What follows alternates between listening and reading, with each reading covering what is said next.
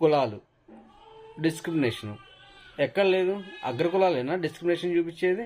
Lower కాస్ట్లో discrimination ఉండదా? ఒక ఎస్సీ మాల ఒక ఎస్సీ మాదిగా డిస్క్రిమినేషన్ చూపించుకోరా వాళ్ళకి వాళ్ళు? అలాగే యాదవ్ కానీ గౌడ్ కానీ ఏదైతే బీసీలో ఉన్న కొన్ని వందల కులాలు ఉన్నాయో వాటిలో డిస్క్రిమినేషన్ ఉండదా? ఉండదని కన్ఫామ్గా ఎవరైనా కామెంట్ చేయండి. మాకు ఏదైతే ఎస్సీ ఉన్నారో ఎస్టీ ఉన్నారు, ఎస్సీ ఎస్టీ, ఎస్సీలో మళ్ళీ మాలామాదిగా ఉన్నారు, ఎస్టీలలో ట్రైబ్స్ ఉన్నారు, లంబాడీస్ ఉన్నారు. వీళ్ళకి డిస్క్రిమినేషన్ ఉండదు. మేమందరం కలిసే ఉంటాము. ఒక మాలామాదిగా మేము కలిసే ఉంటాము. ఒకళ్ళింటికి వాళ్ళ పిల్లల్ని ఇచ్చుకుంటాము. వీళ్ళలో యూనిటీ ఉంది, వీళ్ళలో డిస్క్రిమినేషన్ ఉంది అని ఒకడైనా మాట్లాడగలడా? మాట్లాడలేడు. కులాలని ఇంకా వాళ్ళ ఎదుగుదల కోసం వాడుకునే వాళ్ళు ఉంటారు. కులాల పేరు చెప్పుకొని డబ్బు సంపాదించే వాళ్ళు ఉంటారు. డిస్క్రిమినేషన్ అనేది అగ్రకులాల్లో కూడా ఉంటుంది. అగ్రకులాల్లో అది రెడ్డి అవ్వచ్చు, కమ్మ అవ్వచ్చు. ఏపీలో అయితే కాపు కూడా ఓసినే కదా. సో వివక్ష అనేది అన్ని కులాల్లో వాళ్ళ నరాలన జీర్ణించుకుపోయి ఉంది. అది వ్యక్తిగతంగా మారాలంతే. చాలా మంది అగ్రకులాల్లో పుట్టిన వాళ్ళు డిస్క్రిమినేషన్ చూపించరు. వాళ్ళు అసలు కులాల గురించి కూడా పట్టించుకోరు. అలానే కొంతమంది కులాల గురించే ప్రస్తావిస్తారు, కులాల గురించి మాట్లాడతారు. కులాలు వాళ్ళ నరాల్లో జీర్ణించుకుపోయింది. అలాగే బీసీల్లో కూడా ఉన్నారు. బీసీల్లో కూడా చాలా మంది కులాహంకారం ఉంటుంది. వాళ్ళకంటే తక్కువ కులాలను చూస్తే వాళ్ళ డిస్క్రిమినేషన్ చూపిస్తారు.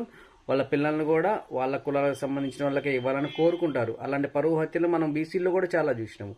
అలాగే ఎస్సీలలో ఎస్సీ మాదికి కానీ ఎస్సీ మాల కానీ ఒకళ్ళ పిల్లల్ని ఒకళ్ళు ఇచ్చుకోరు. ఎందుకంటే వాళ్ళల్లో కూడా చాలా డిస్క్రిమినేషన్ ఉంటుంది. ఒకవేళ ఎస్సీ మాల కానీ ఎస్సీ మాదికి కానీ ఏమైనా పెళ్లి చేసుకుంటే వాళ్ళు గొడవలు పడ్డాయి, కొట్టాడుకున్నాయి, వాళ్ళు కుల వివక్ష చూపించింది, చాలా చూసినాం మనము.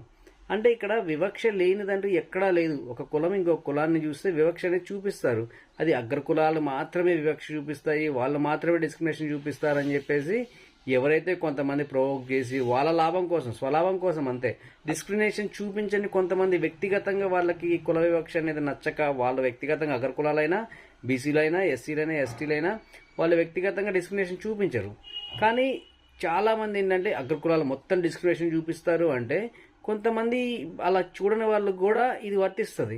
ఎక్కడైతే డిస్క్రిమినేషన్ ఉంటుందో వాళ్ళ ఇండివిజువల్గా వాళ్ళని ట్రీట్ చేయాలి తప్పితే ప్రతి దానికి ఆ కులానికి మొత్తాన్ని అంటగట్టి వాళ్ళ మొత్తాన్ని బ్లేమ్ చేయడం అనేది సరైన పద్ధతి కాదు.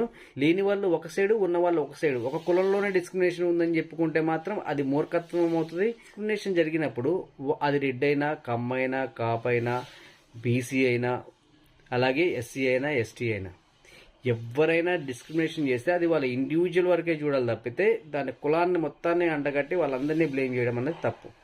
అలా చూసినోడిని కఠినంగా శిక్షించాలి, అది ఎవడైనా సరే.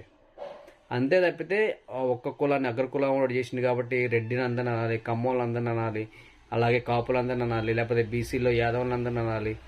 ఇది కాదు, ఇది కరెక్ట్ పద్ధతి కాదు. కుల వివక్ష పోవాలంటే ఏ కులంలో అయితే వివక్ష జరిగిందో, ఎవరైతే వివక్ష చేస్తున్నారో వాళ్ళ వరకు పాయింట్అవుట్ చేసి వాళ్ళ వరకు పనిష్ చేయడమే కరెక్ట్. మొత్తానికి అండగట్టం అన్నది కరెక్ట్ కాదు.